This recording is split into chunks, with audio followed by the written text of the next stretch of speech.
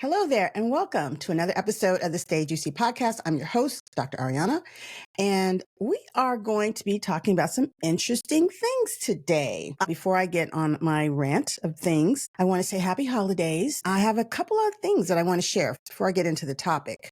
The topic, by the way, today is sex, lies, and body shame. I love that I get this opportunity to see patients because they actually give me all of my material to talk to you all and to just help you along your journey as I am going along my journey as well. So first, I want to tell you a little bit about my journey because I have been dealing with some palpitations all year round. It felt like maybe February, March is when I really started to appreciate them, and they got worse. It got to the point where I was about to travel internationally. I almost was like, I don't even know if I should leave because I don't want to have a heart attack on the plane. Like, I don't know what's going on. Do I have AFib? Like, what's happening here? I eventually went and got evaluated, and first they said it was stress, which I was like, but I'm always stressed. Like my life is stress. And so why is this different? What is this stress different? Now, granted, I did start my year off kind of hectic. I had one child who had a mental health crisis, and it was literally a lot of drama. And I actually happened to be in Asia. So while all of this was happening, I could not be here. And that was probably one of the more stressful moments of my life. The same child had been diagnosed as being on the spectrum. So just a lot of life changes. My dad fell. That was his second fall for the year. He's actually fallen 3 times this year total in the last 12 months. But just starting to watch the frailty and what happens to your parents. And so there was a sense of heaviness and there was a lot of stress going on in my life. And so it made sense that, okay, maybe I'm having palpitations from all of these things. But, I've had stress. We've all had it. And that had not been my experience. But I said, okay, I'll receive that. But of course, they were like, well, let's still do the $3,000 workup, probably $10,000. But so the EKG, the echo, but guess what? Nobody looked at my labs. Nobody really delved deep. They just kind of chalked it up to stress. And then the next thing I know, like I said, I'm getting this workup. And long story short, today I was feeling particularly peaked. I am fatigued. I feel weak. These palpitations are driving me crazy. They're waking me up at night. My heart rate's up. I was just like, I can't do this for another day. What gives? Finally, I did do some lab work on myself last week because I was like, let me just at least check my thyroid. Let me just see what's going on because I do kind of be tinkling with my medications and don't do all the things. But today I was like, oh yeah, let's see what those labs showed. So I went, looked at my electrolytes. Come to find out, my potassium was low. Hello, what are the signs of low potassium? Fatigue, weakness, leg cramps, palpitations, high heart rate, like everything that I had, anxiety, everything. So why am I saying all this? I'm saying this because even as a doctor, first of all, I didn't do my due diligence. I kind of went to the doctor expecting them to fix me, which, that's a reasonable expectation for your doctor to do something. But I didn't really research on my own and follow up on what it could have been. I went to the store immediately, got me some potassium, and I've taken it. And I don't know yet. I'm not going to know for probably another 24 hours. But I'm like, if I just needed to go to Walgreens and get some potassium, I've been dealing with this all year. What does that mean for you? It means, Dr. Google is the thing, and you should use him sometimes. Use her, that is. And I don't mean that to say that you shouldn't go to the doctor, but I've said this before. I'm going to say it again. You got to be your own advocate. You got to walk in the door with some sense of what the hell is going on and not just be like, hey, I'm having this problem. What is it? So I strongly encourage you, if you're suffering with anything, any symptoms, chat GPT, put it in there. And again, I don't advise that you treat yourself, but I advise that you at least have an idea of what may be happening so that you can walk into your provider's office and say, hey, these are the things that I suspect it might be related to just based on my research. That's point number 1. Point number 2, it's the holiday season and folks get a little stressed around this time, myself included. But I had a comment on Instagram the other day and I thought, wow, this really does feed into this idea that we see people on Instagram and we just really think that that's what's happening in their lives and that their lives are great and wonderful. The message that I got was actually from a high school colleague, a person I went to high school with, and they were asking me a question about something else. And they said, Ariana, it was great to see you. It looks like you're so happy. And I was like, okay. based on my Instagram posts, I do look happy. And generally speaking, I am a happy person, but don't get it twisted. I don't post the drama on Instagram, as none of us generally do. So I have struggles. I have all the things. I have all the feels. And it just reminded me that, social media gives us such a just distorted view of life and what other people's lives actually entail. So I'm not going to necessarily post all my drama and all the struggles, but trust and believe, this was a stressful year for me for the reasons I mentioned earlier. And that wasn't it. At the beginning of the year, between my kid, between my dad falling, I had to infuse a lot of my personal money into my business. I had some real challenges this year, and it wasn't all good, but at the same time, it was a good year. And this is what I want to leave you with. First of all, don't be thinking that everything you see on Instagram is really what represents people's lives. Mine in particular, please. I'm there to motivate and inspire. So I am going to put some nice stuff that makes me look like I'm happy. And those days when I'm feeling happy, that's when I post. But trust me, there are a lot of days in between where I just don't feel like posting. I don't even feel like talking to none of y'all. I just want to go in a room, close the door, and just be quiet. So I think that we should all respect that for other people and for ourselves, and give ourselves some grace. The other point, though, is that I sat back and I thought about, as the end of the year is approaching, what do I have to be grateful for? What did I actually accomplish this year? And I will say I had a pretty good year this year. And I think it's really easy as we go into beginning of the year to be like, okay, well, what do I want to accomplish next? And what about this? And what didn't I do? But I would encourage you all to sit back and think about all the things that you actually got accomplished this year, because some years are going to be a little more incremental. We're not going to see some of the gains, and some years are going to be like, yes, I did that. So I bet for you, you probably had a better year than you may even be thinking. So take the time and really just sit down and journal or think about what those successes were, the things that you may have set out at the beginning of the year.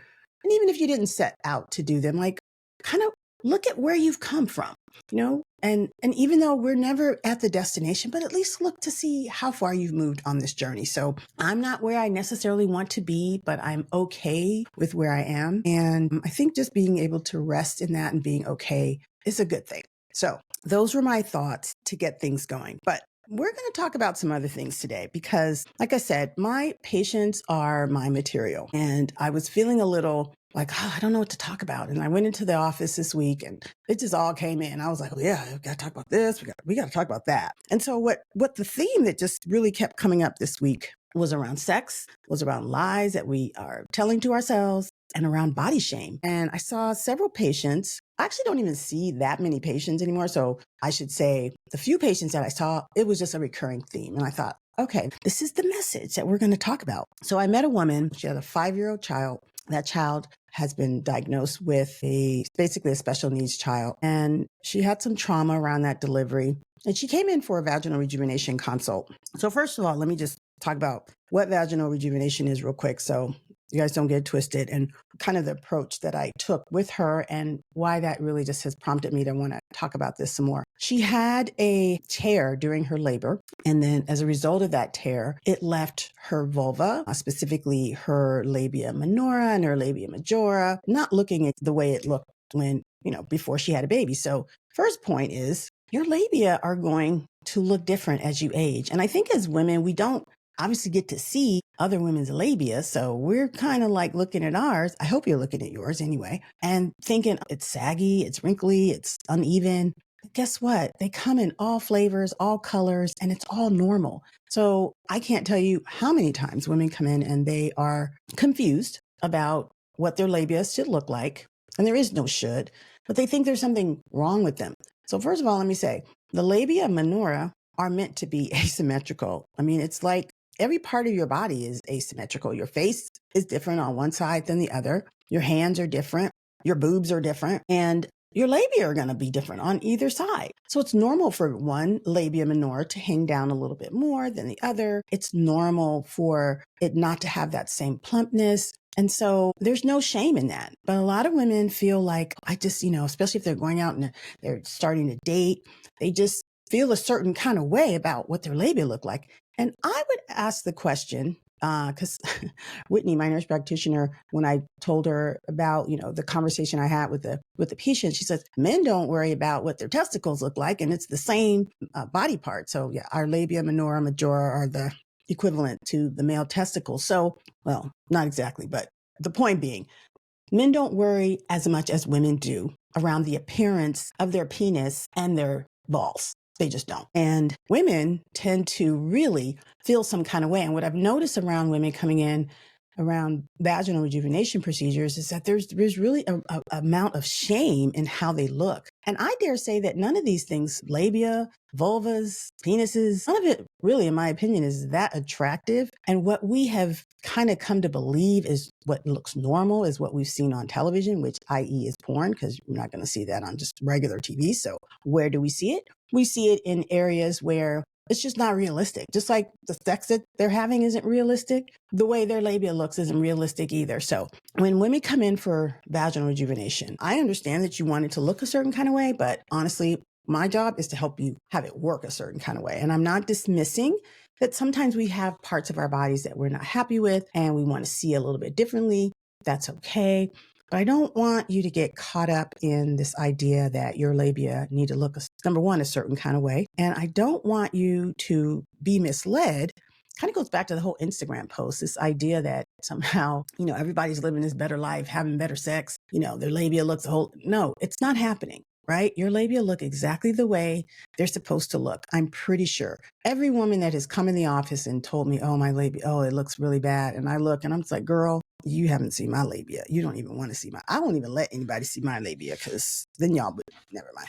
We're not going to go there. Anywho's, my point is you're beautiful. You're already beautiful. And just be okay with it. Be okay with the fact that your labia is going to change. It is. It's going to look different. But we want it to feel good. We want all the feels. We want all the good things. And, if there's something that's looks really out there, then okay, fine. But this woman had already had a labiaplasty just because one side was uneven. So literally a surgeon went in and tucked it up and fixed it, and she paid for that. And I'm not saying that's wrong. I'm saying that I think a lot of women are more self-conscious about things that are actually normal. And we need to normalize the fact that our bodies are going to change. And as we age, we're going to look different. So vaginal rejuvenation, when I do these procedures, I have a consult with patients before, and, I'm not a good business person because if you come in and you're saying I want it to look a certain way, I'm just be like, girl, it's fine. But let me look at it and let me see. And sure enough, I looked at it and I was like, it's fine. It really does look fine. But if it's really bothering you, we can do this treatment. But she also mentioned that she hadn't had sex in about 5 years.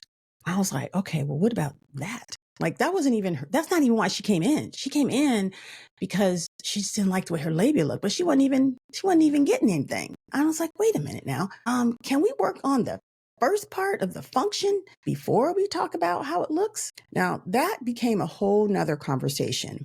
I don't even have time to get into all that, but I am going to make time during this series because I'm going to have to talk a minute about this. But that said, she had some issues with her partner. She realized that her partner had some issues of his own. One is that she thought her partner might actually be on the spectrum, just like her child, which was recently diagnosed. So that's a pretty big relationship stressor. And the stress that caused on the relationship because of his kind of neurodivergence and how he looked at intercourse and sex, that really just affected the whole dynamic of their relationship. But she really, at the end of the day, she wanted to have sex. Now, maybe, I'm thinking about this now, maybe she was thinking she just needed to go get another partner. And that's why she needed to get her stuff all tidied up. Maybe, but I don't think so. I think she was just really self-conscious about it. But I thought, let's work on you having the most amount of pleasure from your lady parts. And then, let's go from there. So the good news is that they are starting to have some conversations around, their intimacy, which is number one.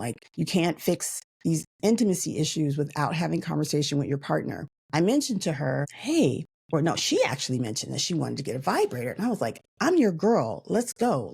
We got some here in the office. Let me help you. But then she didn't want to get the vibrator because she's like, well, I don't want my partner to feel bad. I'm like, see, this is where we go from. As women, we're like, we don't want men to feel bad because we're trying to get some pleasure. We want our bodies to look a certain kind of way for our partners, I guess. But I dare say most men don't care how it looks. Like they just kind of want to do the thing. And if you do have a partner that's body shaming you, then that's a whole nother conversation. But that said, it's a pervasive theme that I see with patients, this idea that we don't want to hurt people's feelings and we were willing to sacrifice our own pleasure and what we want for our lives. And it was clear to me that what she really wanted was intimacy with her partner. She said it very clearly. I really would like to have some sex because it's been 5 years.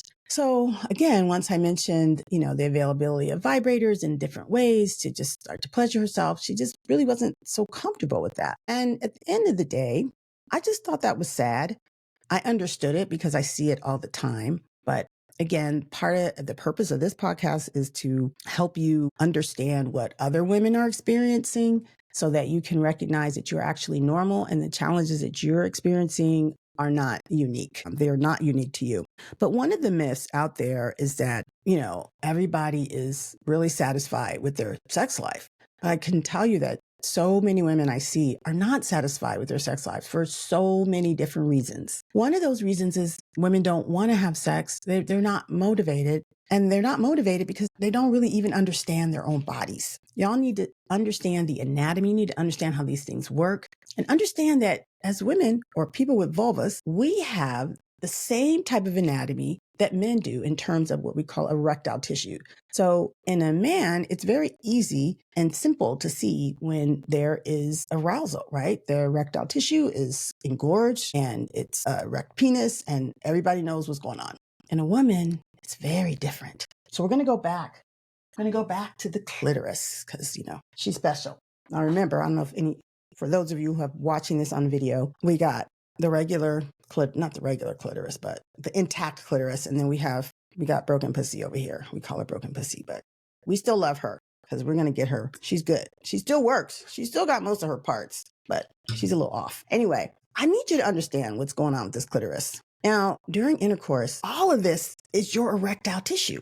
So for women, it's all under the covers. You can't see it, but you can feel it. And this is where you may want to consider some self-exploration so you can really begin to feel what's happening. And it's almost very subtle. But when you're aroused, this is going to engorge just like a penis. These things are going to balloon up, but you can't see them, right? And the way that we see the clitoris, like if you're looking down at your clitoris, you're looking down at it just like this. So all you see is this little tip right here. But she's so much more. She's got arms, she's got legs, and this is your erectile tissue. So if you really focus, don't just look at your clitoris, feel when you're aroused, feel around it, because what you're going to feel is like the engorgement of this. This is actually going to increase. I don't remember how much it increases in size, but I feel like it's up to 5 to 8 times. It really gets big in there. And this is what I try to explain to people, that there's a lot going on in your pelvis. Once this thing gets engorged, this is where all the pleasure is. It's not just in this little tip right here. So where was I going with all that? Women, pleasure, clitoris, really understanding your anatomy is what I really want to focus on. Understanding that there's a lot going on to her. And you got to begin to understand her and be okay with exploring. Because at the end of the day, I will say it again, how do you really expect your partner to pleasure you when you have no idea what's going on inside, what's happening in there?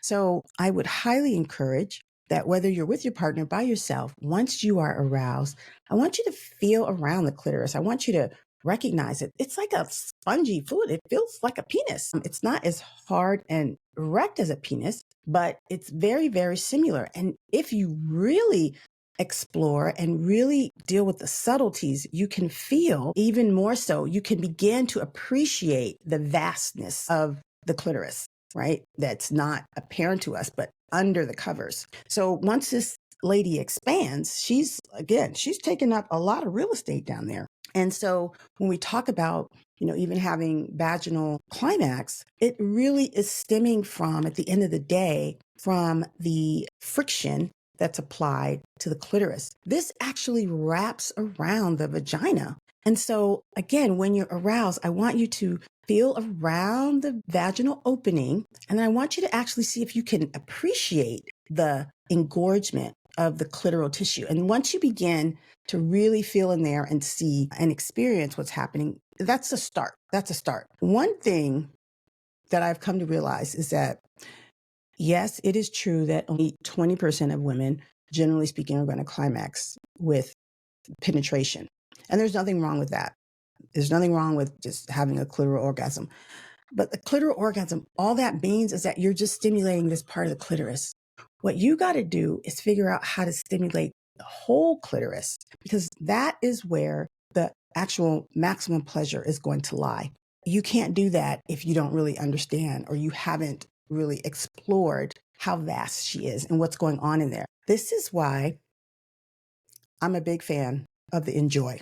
I know I keep talking about this thing, but I am convinced that if you begin to explore the inner pelvis, when you begin to explore all that's happening, when this gets engorged and this goes, I can't fit this in the vagina, but just assume that this is a vagina because the vagina is kind of encased by the clitoris. And when it's all engorged, I mean, this thing, the clitoris expands down, it expands out, and it really takes up a whole lot of real estate in your pelvic floor. And so when you introduce something like this, you're able to access her in different ways that I dare say I don't think a penis can get to. Well, let me take that back. It's not easy for the average penis probably to get to these spots. But the point is, once you figure it out for yourself and where those spots are, then you can guide your partner and be like, hey, let's try this position. Because then you got to figure out what position is really going to help you be able to manipulate to hit that spot. And then I think the sex that women have on television will make a little bit more sense because, again, this idea that you're just going to pop in and, squeeze a boob and, just get aroused and climax, like that's just so not how this happens. And it's such a disservice to women because women are thinking there's something wrong with me. That goes back to the body shaming, to the why can't I have this climax this way? So I'm convinced that once you do your own exploration, you'll be able to identify those areas that would really be pleasurable. And then you can work with your partner in terms of positioning. And again, I need to make this clear as well. There's nothing that says you have to have a vaginal climax. Like I understand you do not have to have penetrative intercourse. It is not mandatory, but for those women or anybody with a vulva, a vagina, who would like to experience that, all I am explaining is how you might achieve that. Now, I may have told you all before, when I first saw this thing, I was like, what the hell is this? And what would anybody do with it? I mean, it looks like a weapon. It is a weapon, actually. It could easily be used to knock somebody out.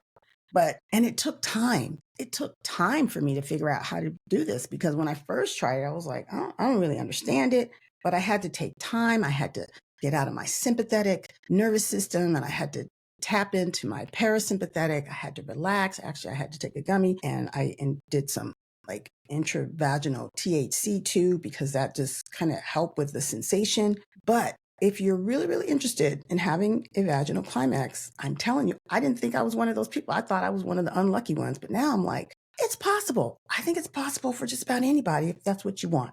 So if you're interested in this enjoy, you can go to the tulawellnessmd.com and under our shop link, it's always will be 20% off. If you listen to the podcast, you just put in the code because that is my gift to you. I want you to have this gift. So trust and believe that a lot of women are unhappy with their sex lives. They're unhappy because they don't necessarily want to have sex. They're having the mercy sex and it doesn't have to be that way. And I think for me, what really changed a lot of things is when I really started to understand my own body better. And once I was able to pleasure myself and understand how things work, achieve vaginal climax, then I could talk to my partner, my husband, and I could be like, okay, let's try this. And yeah, did it take time? And are some men definitely intimidated by the toys in the bedroom? Yes. Listen, if you've been having sex with the same person for 25 years, like, come on now, we got to do something different. I just don't think it's realistic to just think you're just going to get in bed and have the same sex and do this with the same partner for umpteen years and not have to be able to introduce something different or do something to just help things along. And toys can be a really fun way to do that. And I know that, again, it's challenging sometimes to introduce these things to partners because they can feel intimidated. And that's what this patient was. She was like, I don't want to have this toy because he's going to feel a certain kind of way. And I'm like, well, he just might have to feel a certain kind of way until you feel a certain kind of way. And then both y'all can feel a certain kind of way.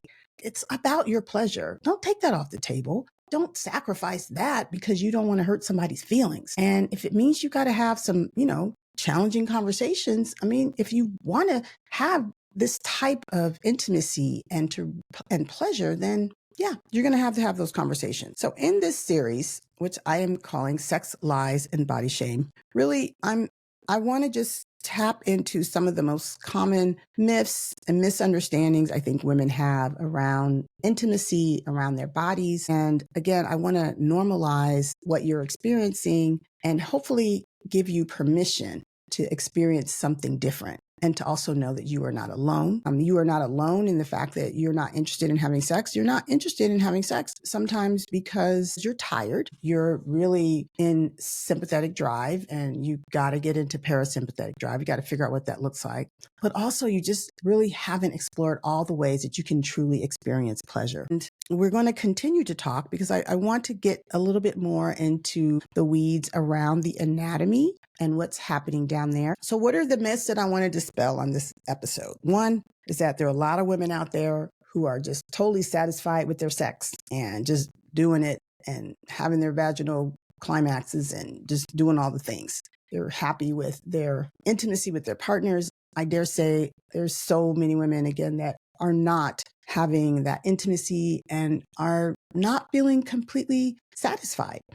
And, because I'm in this field of, vaginal rejuvenation, I get to see this. And I kind of, for myself, I just was like, I'm one of these women. Like, I wasn't totally happy. And I was like, I just, first of all, I want to understand what this vaginal climax is all about because I'm over here trying to help other people. I'm like, I need to help myself. So I had to make that happen. And I'm very proud to say that I did. And I just believe you can do it too, if that's what you want. Point number 2, not necessarily a myth, is that, a lot of women have shame around their bodies. Like, some women don't want to have sex with their partners because they don't feel good in their own skin. And that's something that ultimately you need to deal with because you can't really necessarily experience that pleasure until you've really accepted yourself, your body, and all the things that come with it.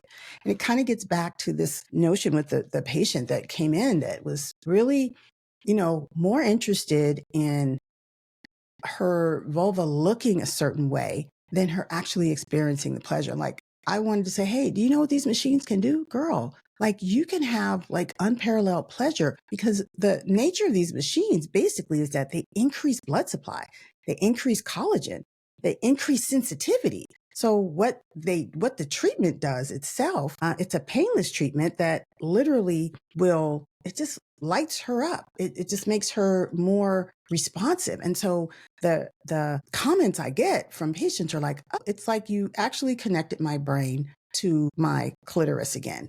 And so for a lot of women, we don't feel it anymore. It's like there's a disconnect and we got to figure out how to connect the dots. And I'm not saying that you need to do vaginal rejuvenation to connect all the dots. I'm just saying it's a tool that will help you have more sensation. Other tools that you could consider is testosterone. Testosterone taken systemically and testosterone applied directly to the clitoris. And we'll talk about that down the road. I think one of the main things is just really delving into your own self-pleasure and understanding your own lady parts. And the point number 3 I want to make is that a lot of women haven't done that. They just haven't explored the terrain. You haven't taken a mirror to it. You're ashamed of it. You don't want to look at it. You don't want to feel it. And it's like, you got to let all that go. And I think the beauty of this time in our lives where we really can take that time to explore ourselves, to pleasure ourselves, and to figure out what really works. Because we spent the first part of our lives just like, we read the script and it's like, oh, it's supposed to work this way. And this is how, and then we realize, no, it doesn't all work that way. And you got to figure out your own script. You got to figure out how this actually works for you. And that means that you sometimes need to have those conversations with your partner and be like, hey, you know what? I think we need to consider it this way, or this is what I think I would, whatever that conversation is. And don't get it wrong. I am not a sex therapist. I am not any type of therapist. I'm a gynecologist. I'm a woman. I understand now more than I ever have what actually is happening down there. And I just, now that I've discovered it, I'm like, I just think you should discover this. Like, you really should give it a whirl. Give her a whirl.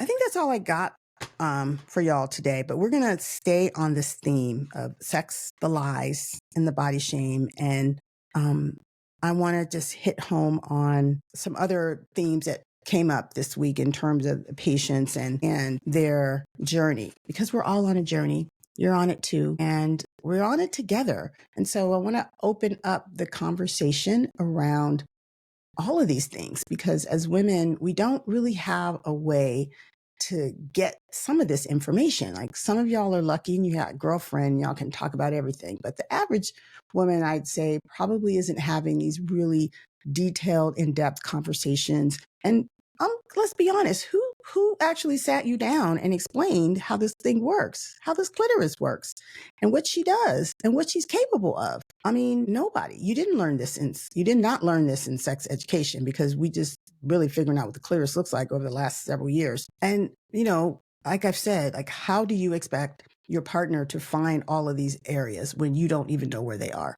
I mean, that's just my driving home point. And that'll be my mantra. Like, explore the terrain, figure out what's going on in there, and take the time. It's not dirty. It's not bad for you. Your fingers aren't going to fall off. Just take the time and explore. And it doesn't mean you have to even penetrate. It doesn't mean you have to put anything in your vagina. Just actually start to this is your exercise. This is the assignment, ladies. Your assignment is, the next time you arouse or you choose to arouse yourself, I want you to see if you can actually begin to palpate what your clitoris actually feels like. I want you to, now you see what she looks like. You see this is the tip.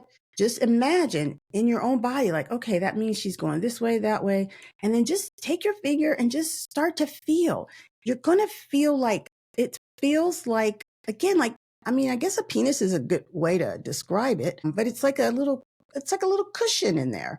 There's a cushion, and the cushion gets bigger, and you can feel the cushion, but it's these, I think what happens is this gets so engorged, you can't separate out this leg from this arm, but it all expands, but you can feel it in there. And this is what I want you to begin to feel. I want you to begin to understand.